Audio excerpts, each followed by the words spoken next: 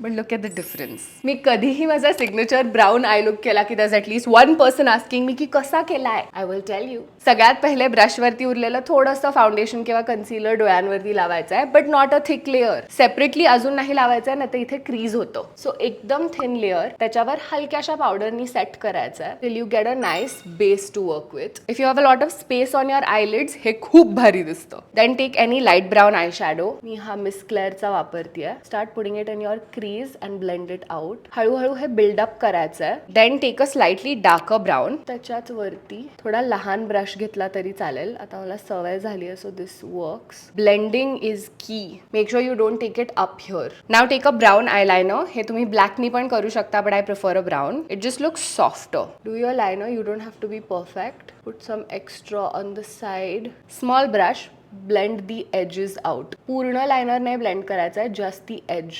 Blend it into the eyeshadow. थोडा अजून brown add करू शकता towards the lash line to make it pop. मी विंग हलकासा कमी केलाय. Blending it once more. Same brown eyeliner on the water line. Lightly blending it with my finger. खूप खाली नाही येऊन द्यायचं. Then do a black mascara to define your lashes. ह्याच्या आधी मी लेन्सेस लावले होते, सो डोळे अजून मोठे दिसतात. And it's so pretty. This goes with everything. Complete करून येते. झाला.